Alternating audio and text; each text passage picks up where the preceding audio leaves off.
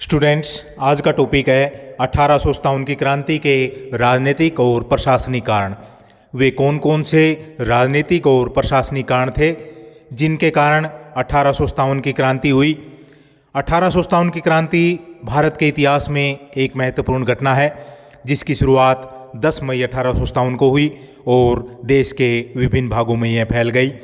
यह क्रांति अंग्रेजी ईस्ट इंडिया कंपनी सरकार की नीतियों के विरुद्ध लंबे समय से पनप रहे असंतोष का परिणाम था। अंग्रेजी ईस्ट इंडिया कंपनी ने जो यहाँ नीतियाँ अपनाई उनसे इंग्लैंड को लाभ पहुँच रहा था और भारत को हानि हो रही थी। 1857 की क्रांति भारतीय इतिहास की एक युग परिवर्तक घटना मानी जाती है जिसने ब्रिटिश साम्राज्य की जड़ों को हिलाकर रख दिया।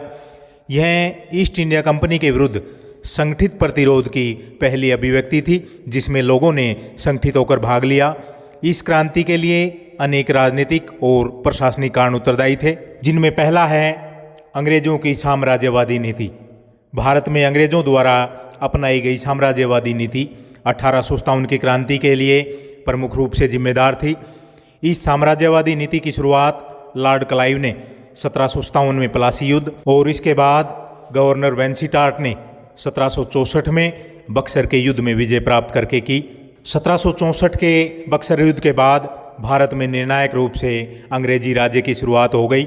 इसके बाद जो भी गवर्नर जनरल भारत आए उन्होंने भारतीय क्षेत्रों को ब्रिटिश साम्राज्य में ज़्यादा से ज़्यादा मिलाने का प्रयास किया। इसके लिए उन्होंने युद्ध, कूटनीति और चालाकी से काम लिया।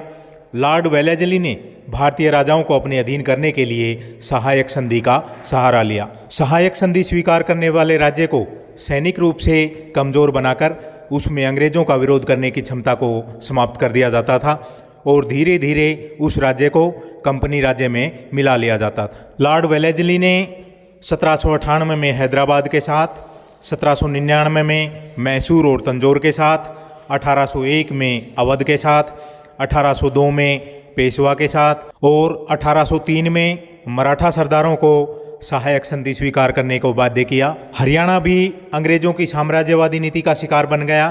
1803 में ग्वालियर के मराठा सरदार दौलत राव सिंधिया से सुरजी अर्जुन गांव नामक संधि करके अंग्रेजों ने हरियाणा को ब्रिटिश साम्राज्य में मिला लिया। हरियाणा के लोग स्वतंत्रता प्रिय और स्वाभिमानी थे। हरियाणा के लोग विदेशी शासन को स्वीकार करने के लिए तैयार नहीं थे।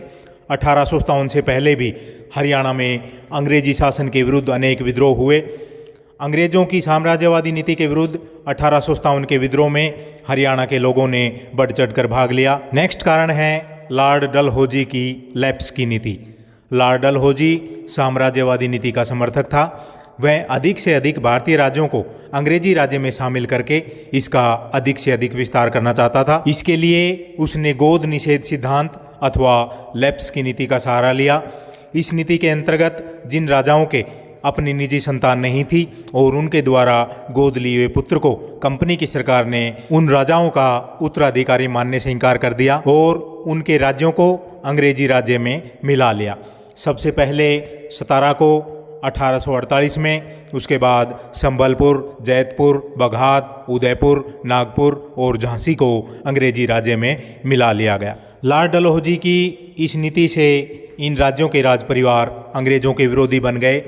अन्य भारतीय नरेश भी अपने आप को असुरक्षित महसूस करने लगे। बॉम्बे समाचार पत्र ने लॉर्ड डलहौजी की इस नीति की आलोचना करते हुए इसे कुख्यात पिंडारी व देशी राज्यों को लूटने वाला बताया। अंग्रेजों की इस साम्राज्यवादी नीति से भारतीय शासक अब मानने लगे थे कि सभी रियासतों का अस्तित्व खतरे में है। एक और राजनीतिक कारण भारत में ब्रिटिश शासन का स्वरूप अनुपस्थित प्रभुसत्ता के रूप में था। इसका अर्थ है कि भारतीय अब महसूस करने लगे थे कि ये अंग्रेज हम पर हजारों मील दूर से शासन कर रहे हैं और देश का धन धीरे धीरे भारत से बाहर जा रहा है। 1757 से 1857 ईस्वी तक कंपनी की सरकार ने छल और बल के द्वारा भारत में अंग्रेजी राज्य का विस्तार किया। ये जिसे चाहे गद्दी से उतार देते थे और जिसे चाहे उसे गद्दी पर बैठा देते थे। नेक्स्ट कारण है नाना साहब की पेंशन बंद करना। नाना साहब अंतिम मराठा पेशवा बाजीराव द्वितीय के दत्तक पुत्र थे। 1818 में पूना की संधि के द्वारा ब्रिटिश सरकार ने पेशवा बाजीराव द्वितीय और उसके उत्तराधिकारियों को 8 लाख रुपए वार्षिक पेंशन देने का निर्णय लिया। 1851 ईस्वी में अंतिम पेशवा बाजीराव द्वितीय की मृत्यु हो गई, जिसके बाद अंग्रेजों ने उसके दत्तक पुत्र नाना साहब को उसका उत्तराधिकारी मानने से इनकार कर दिया और उसे दी जाने वाली वार्षिक पेंशन भी बंद कर दी। नाना साहब ने इसके संबंध में लॉर्ड डलहौजी और रानी विक्टोरिया से अपील की, परंतु उनकी अपील पर कोई ध्यान नहीं दिया गया। इस कारण नाना साहब अंग्रेजों के दुश्मन बन गए और उनसे बदला लेने का निश्चय किया, जिसके लिए विद्रोह की तिथि 31 मई 1857 का दिन निश्चित किया गया। नेक्स्ट है मुगल सम्राट का अपमान और पदों की समाप्ति। लॉर्ड डलहौजी ने मुगल सम्राट के पद को समाप्त करने की योजना बनाई। इसने 1849 ईस्वी में यह घोषणा कर दी थी कि बहादुर शाह द्वितीय के बाद उसके उत्तराधिकारी को लाल किला छोड़कर कुतुब मीनार के पास रहना होगा। सिक्कों पर भी मुगल बादशाह के नाम को अंकित करना बंद कर दिया गया। लॉर्ड कैनिंग ने 1856 में यह घोषणा कर दी कि बहादुर शाह की मृत्यु के बाद मुगल बादशाह की उपाधि धारण नहीं कर सकेंगे। यह स्पष्ट रूप से मुगल वंश के शासन को समाप्त करने की घोषणा थी। बहादुर शाह द्वितीय और उसकी रानी ने इस घोषणा को अपना अपमान समझा और भारतीय जनता भी डलहौजी और कैनिंग के इन कार्यों से क्रोधित हो गई। नेक्स्ट कारण है अवध का विलय। जिन राज्यों ने अंग्रेजों को सहयोग और समर्थन दिया, वे भी अंग्रेजों की साम्राज्यवादी नीति से नहीं बच सके। अवध के नवाबों ने बक्सर के युद्ध के बाद हमेशा अंग्रेजों का सहयोग किया। वे अंग्रेजी सरकार के प्रति वफादार बने रहे। इसके बावजूद भी लॉर्ड डलहौजी ने 1856 ईस्वी में अवध के नवाब वाजिद अली शाह पर कुशासन का आरोप लगाकर उसे गद्दी से उतार दिया और अवध को अंग्रेजी राज्य में मिला लिया गया। इससे अवध के जमींदार, किसान, सैनिक और सभी लोग अंग्रेजों के विरुद्ध हो गए। अवध के वफादार शासक का यह हाल देखकर अन्य राज्य भी यह सोचने को मजबूर हो गए कि अंग्रेजों के साथ वफादारी रखना तथा इनसे किसी प्रकार का संबंध बनाए रखना हानिकारक है। 1857 के विद्रोह में अवध की जनता ने बहुत ही बढ़ चढ़कर भाग लिया। नेक्स्ट कारण है भारत के शासन का इंग्लैंड से संचालन। ईस्ट इंडिया कंपनी के अधिकारी भारत से दूर लंदन में बैठकर भारत का शासन चलाते थे।